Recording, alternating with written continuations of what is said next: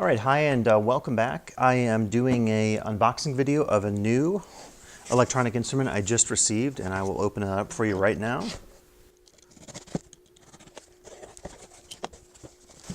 And you can already probably guess what it is just based on the title of the video, but in case you're wondering, and it is the Korg Volca Modular. If you're watching any videos online, you know that there was some rumor of this device coming out as well as the Volca drum. And it was actually kind of funny seeing some of that online. People were speculating and they had, I guess, some leaked images of both. And they looked pretty close to the final versions that came out at the NAMM convention, which just happened in Anaheim, California in 2019. And so indeed, when both of these premiered along with the new Korg polyphonic synthesizer, I think there was a lot of hype and a lot of buzz about these particular new Volcas coming out. And so this is what you get. The box, as you could tell, it's the same form factor of the other Volcas, which is really small. I recently actually moved away from some of my desktop synthesizers. If you watch some of my old videos, in fact, someone was just commenting on selling the No Coast, the O Coast. I also sold my Kilpatrick Audio Phenol, and I sold a Volca keys. And the deal with the Volca keys was I thought it was a very cool instrument, but I just couldn't connect to it. It just didn't speak to me organically in terms of playing with it and so forth. And I'll talk about in this video how this new Volca Modular, as well as the Volca drum, which I don't have yet, I think are maybe moving the Volca series in a different direction, which for me is pretty exciting, particularly since I'm interested in experimental, ambient, darker sort of tones. In fact, a lot of the demos that I've seen for some of the new gear coming out at the latest NAMM convention, I felt like they focus a little too much on the arpeggiated qualities of the instruments and didn't focus on these as ambient instruments, which I think could be very interesting in terms of doing some of the music that I like to do. So the deal was, after this was announced and I watched some of the demos, I thought it was really cool in terms of maybe emulating some of that Buchla style West Coast synthesis. And if you're like me and you can't afford a Buchla system, I mean, most people can't. You're talking about tens of thousands of dollars. And if you're not satisfied with, say, the Arturia emulation of it, which is cool, but isn't tactile because it's all a VST version on your computer, then something like this could be particularly exciting because it brings back a very tactile character that certainly I think it happens with the Buchla. If you've seen my videos on the Olictron 4060, this is another instrument. It's much smaller. It's about half the price of this, but it also for me has a very tactile character to it because you're using these DuPont patch cables, you're using capacitors, resistors, LED lights to create something sonically that I think is much different in terms of how it sounds than, say, traditional synthesizers, although saying traditional synthesizers these days doesn't really make a lot of sense because you see a movement even in the consumer market away from tradition, away from those old days of the workstation or just turning on a synthesizer, not doing any programming of the sounds or patches, and just relying on the stock sounds. We've moved in much different directions, I think, in terms of some of the gear we're seeing coming out now.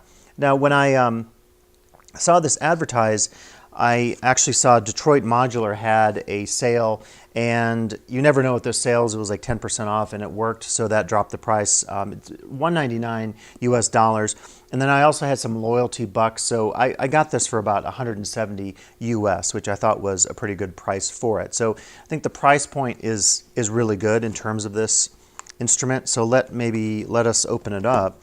This is kind of cool. I saw this online, and I will do a closer version of this, but this is a modular reference card, and it shows you the different blocks, and these would be the equivalent of, if you have a modular system like I do, this would be the equivalent of your different modules, and this is all in one source. And one of the things I think that is curious to me about the movement we're seeing with Korg, we also saw this with Teenage Engineering, with their entire self-contained modular line, which looks like to be a really good budget option for some people out there, as well as the Arturia Microfreak. And I have to say, with the Microfreak, it looks experimental. It has a West Coast vibe to it, but everything I've seen coming from NAMM has been all very fast arpeggiated sequences, nothing ambient. And I feel like some of the demos for the Microfreak that have come out are not great because they don't really show you what it actually does or how it could sound in a ambient sense. So my advice is if you're doing demos, this is just my personal preference of either the new Korg Volcas coming out, the Teenage Engineering stuff, the Arturio Microfreak, is to just turn down the BPM to like 40 and to really do some droney stuff, some slow ambient stuff. So I think the Korg Volca, I think the new Teenage Engineering, maybe the Microfreak, these are some new options out there for people who don't want to break the bank in terms of their budget. I have to say, I was saying earlier that I was selling, or I recently sold off a bunch of my semi-modular gear, and one of the reasons for that was I wanted to get into the modular world, but I knew that it could be cost prohibitive. So I used some of the proceeds, the money I made off those sales, and bought some stuff, some used stuff, some new stuff, some stuff on sale during Black Friday and so forth to build my system up. But it's, you know, definitely a work in progress, and as people have said, it is pretty expensive. What's exciting about something like getting the Volca Modular is you can do things all in one self-contained unit for not a very expensive price. $199 US, if you think about it. And in addition to this cool patch sheet and reference sheet, you get the owner's manual. It looks like it's in two parts. But you know, if you don't want to spend a ton of money on modular, in fact, for the price of a Volca Modular for $199, there are some modules out there that are under, say, $100 US. But a lot of modules out there could run $400 or $500 if you get into some of the complex oscillators. Instruo has one that just came out, and so this might be an option for people to get into modular or semi-modular in this case, and not spend a lot of money in the process. This is the unit itself. I'll have to do some close-ups. I have to say I really like the graphics on this one, and they've kept the exact same size for this, which is really good if you're interested in getting some stands for this. And I know that Ultimate Design, I believe, released some really new stands out there for a lot of the semi-modular desktop units. It could be your reverb or effects pedals or units. It could be some of this gear. It could be Electron. And that's a good option for a lot of us who want to incorporate some of this, say, with modular gear, other semi-modular gear, and thinking about the form factor, the ergonomics of it, like the other Volcas, it's really just a great size in terms of a desktop unit.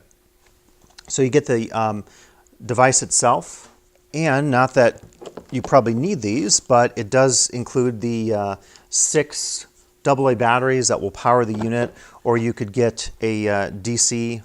You can look online for the type of plug. And it comes with a variety of the DuPont cables. If you're like me, you probably, if you have another DuPont unit out there like the Electron, my Folk Tech unit, which I'll put up on screen now, also has DuPont cables. So I actually ended up buying a variety set on Amazon and of different sizes, and this actually includes a pretty good number, and these actually appear to be pretty good. I'll do a close-up, but these are actually have a little better design, or not that square design that I'm used to, and maybe we'll have to see how this works in terms of the ergonomics of patching. But that's one tricky thing about these units. If you have the Electron, and actually I do have some of the square ones here, just getting your fingers in there, just trying to patch this stuff can be a little mind-numbing or just challenging just because you're trying to deal with those small spaces.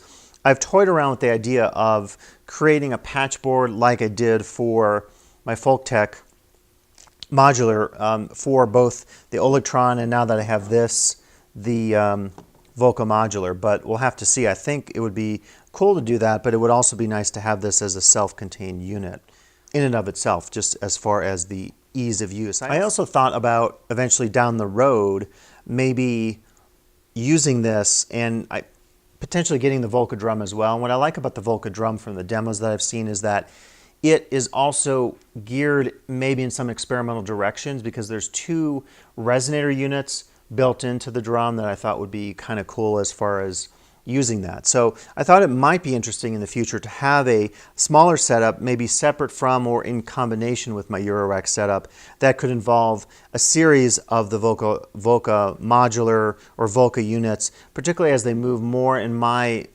line of thinking and composition in this experimental territory.